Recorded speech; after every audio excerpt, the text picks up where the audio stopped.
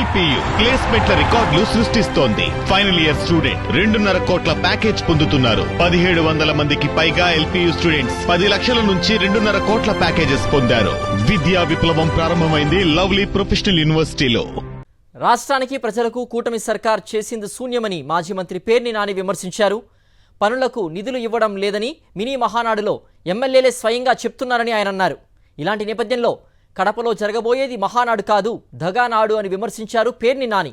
ప్రజలకిచ్చిన హామీలు నెరవేర్చడంలో చేతులెత్తేసిన కూటమి సర్కార్ కస్టోడియల్ టార్చర్లో మాత్రం దేశానికే తలమానికంగా నిలిచిందన్నారు. ప్రతిపక్ష నేతలపై ఎల్లో పత్రికలు రోజుకో విషవార్తను వండి వార్చుతున్నాయని విమర్శించారు పేర్ని నాని.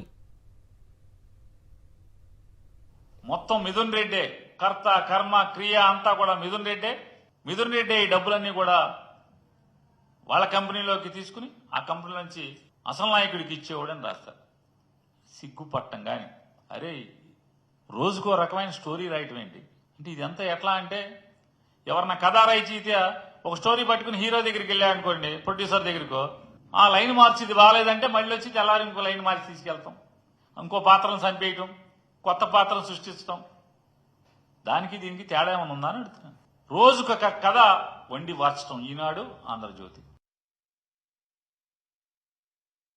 సంక్షేమానికి అభివృద్ధికి లేదా కార్యకర్తల సంక్షేమానికి దిక్కు లేదేమో గాని రాజ్యహింసకి పోలీసు వేధింపులకి భారతదేశంలోనే నిలువుటద్దంగా ఆంధ్రప్రదేశ్ రాష్ట్రం నిలబడుతుంది.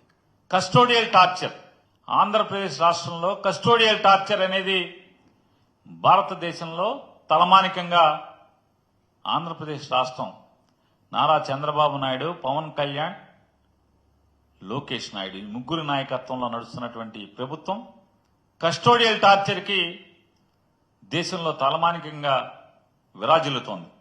ఇవాళ వాళ్ళకి ఎవరి మీద కక్ష ఉంటే ఏ రకంగా పోలీసుని అడ్డం పెట్టి జైళ్లలో మగ్గదీస్తున్నారో, తప్పుడు కేసులు పెడుతున్నారో కళ్ళ కట్టినట్టుగా రోజు నిత్యం సంఘటనలు చూస్తూనే ఉన్నాం. ఆంధ్రప్రదేశ్ రాష్ట్రంలో రాష్ట్ర అభివృద్ధి లేదు, రాష్ట్ర ప్రజల సంక్షేమం లేదు.